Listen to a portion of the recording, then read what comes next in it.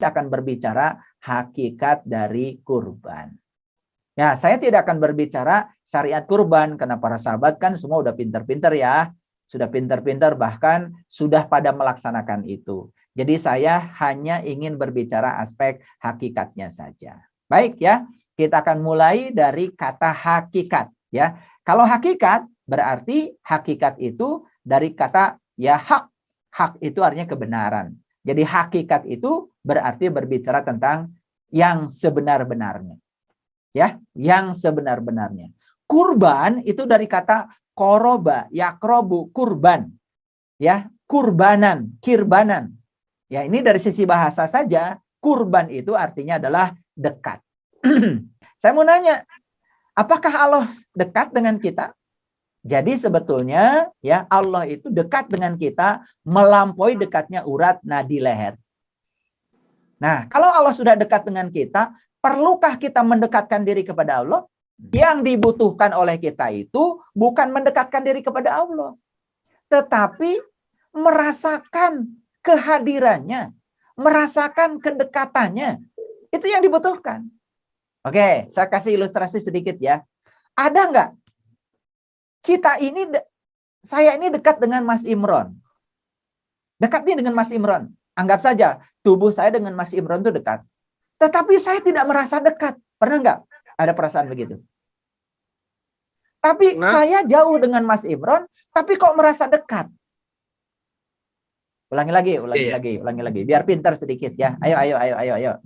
Sekarang saya kasih ilustrasi. Saya sekarang sedang posisi di Bandung. Mas Imron posisinya di Malang. Jauh nggak Bandung-Malang? Tetapi saya merasa dekat. Mungkin nggak? Nah sekarang saya ini dekat dengan orang yang dekat saya sekarang. Tapi saya kok tidak merasa dekat? Mungkin nggak? Jadi sebetulnya Allah itu meliputi semesta raya. Meliputi seluruh manusia. Berarti Allah itu dekat. Bukan hanya kepada manusia dong. Pada seluruh makhluk Allah itu dekat. Cuman ada yang merasakan kedekatan Allah dengan dirinya. Ada yang tidak merasakan kedekatan Allah dengan dirinya. Jadi hakikat dari kurban itu sebetulnya adalah ya kurban itu sebetulnya adalah upaya dari kita untuk selalu merasakan kedekatan dengan Allah. Setuju ya? Ini gini. Kalau gitu saya tanya lagi.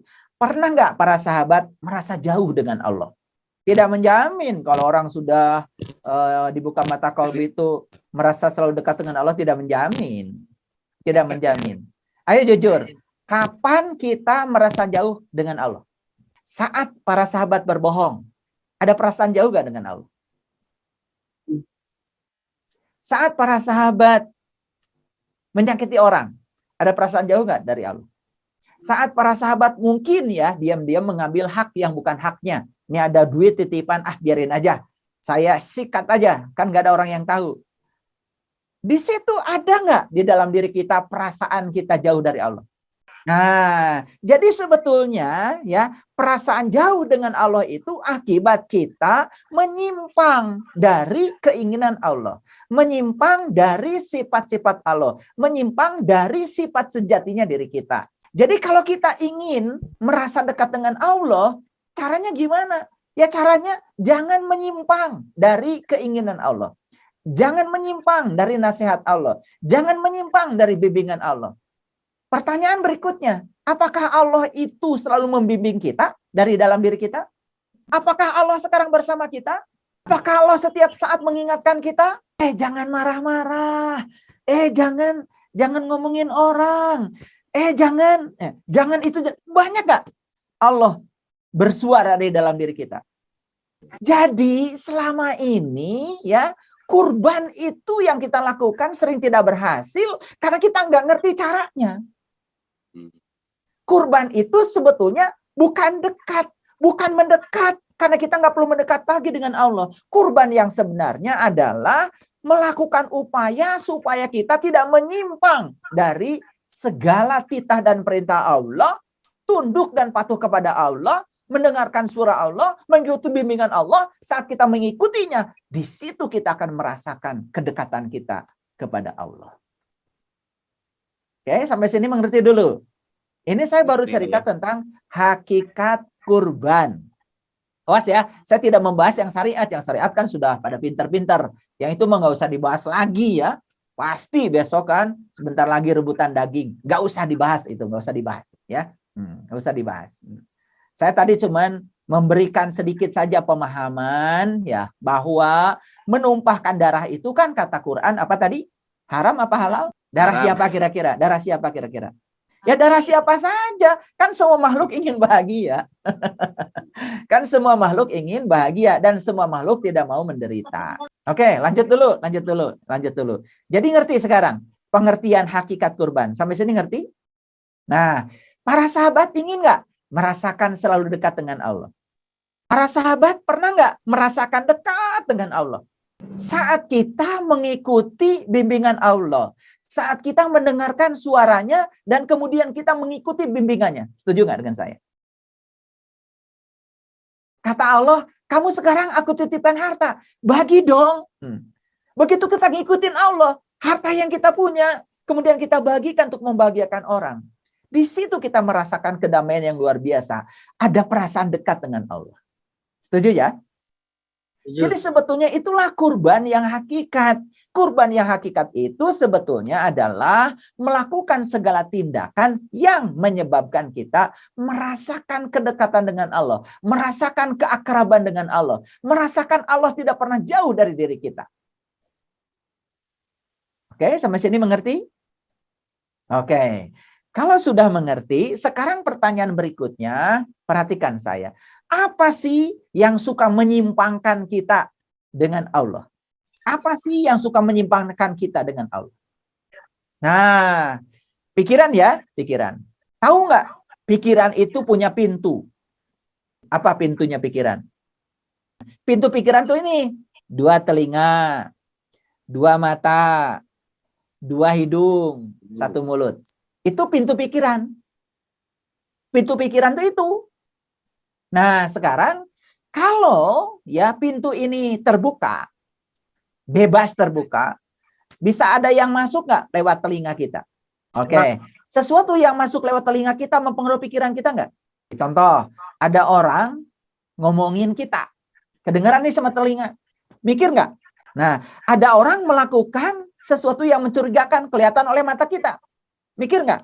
Ada bau-bau nih masuk hidung kita. Ya. Masuk ke dalam. Mikir nggak kita? Mikir.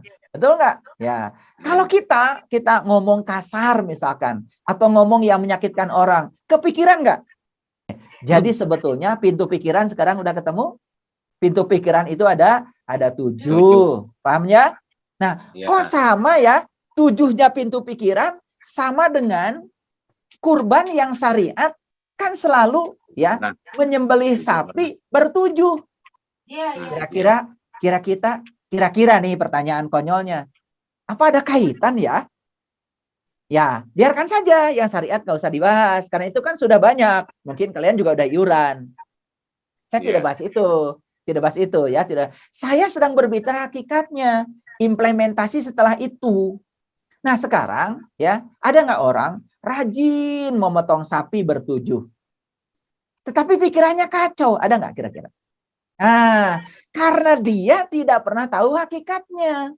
Padahal yang harus dikendalikan oleh dia itu sebetulnya yang 7 ini.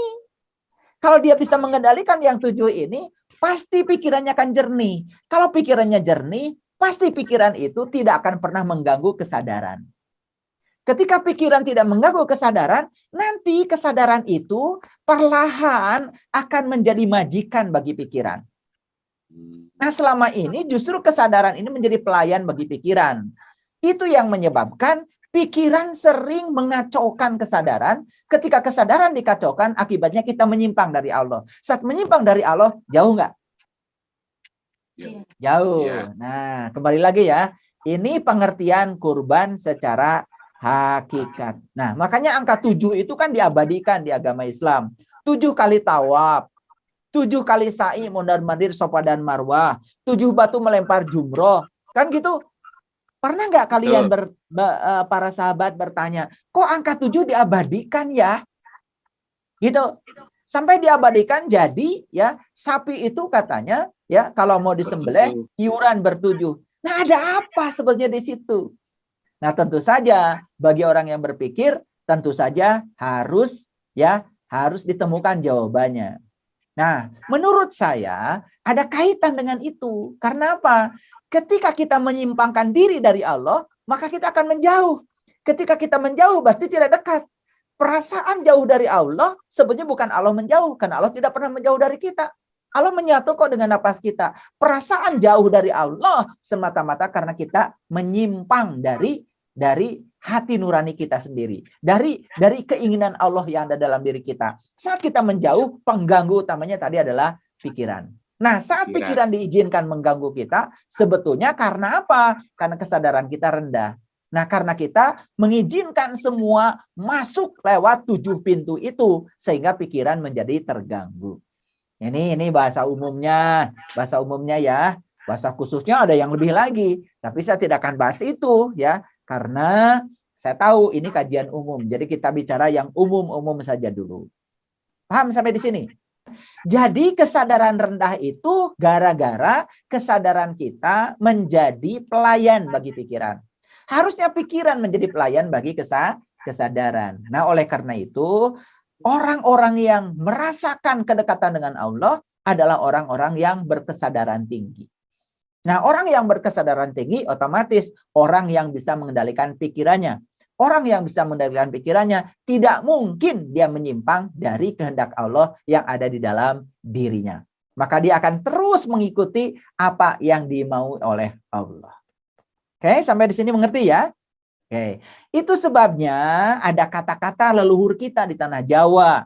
Ilmu namanya ilmu mati sakjeroning urip. Nah, ilmu mati sakjeroning urip itu sebetulnya ilmu yang berhubungan dengan kemampuan seseorang untuk mengendalikan 7 pintu pikiran yang akan menyebabkan pikiran itu menjadi jernih atau pikiran itu menjadi kotor. Itu makanya ya para leluhur kita itu sangat-sangat perhatian terhadap itu. Sampai mereka itu mengatakan kalau kamu ingin selamat tempuh jalan Shirathul Mustaqim. Ternyata Shirathul Mustaqim pun ternyata ada hubungan dengan angka 7. Betul nggak? Katanya rambut dibelah 7. Nah, sebetulnya rambut di belah 7 itu berhubungan dengan panca indera kita. Karena kalau kita bisa mengendalikan yang 7 yang ada di kepala kita ini, maka kita sebetulnya akan selamat. Ayo ya, kenapa orang tertarik untuk mencuri? Sebetulnya ya, awalnya dia tertarik untuk mencuri kan sebenarnya dari mata. Setuju? Dari mata kan? Ayo. Ini ada duit nih ya. Kelihatan nih oleh mata, ya bisa kelihatan duitnya, bisa kelihatan catatannya. Ini kayaknya duit ini nggak ada yang tahu, kan dari mata kan, betul nggak? Dari mata masuk ke mana? Masuk ke pikiran. Oleh pikiran diolah-olah, udahlah, kayaknya ini sikat aja, betul nggak? Nah, ketika melakukan itu kan pasti kita tidak akan pernah merasa damai. Dan perasaan gelisah itulah yang menyebabkan kita menjadi jauh dengan Allah. Jadi kurban yang sebenarnya adalah itu. Jadi sebetulnya kurban itu secara hakikat tidak usah menunggu datangnya hari raya Idul Adha. Kendalikan saja ya pintu pikiran yang 7, maka otomatis pikiran kita akan selalu dalam keadaan damai. Nah, pikiran yang damai tentu saja ya pikiran yang damai itu akan menyelamatkan kita.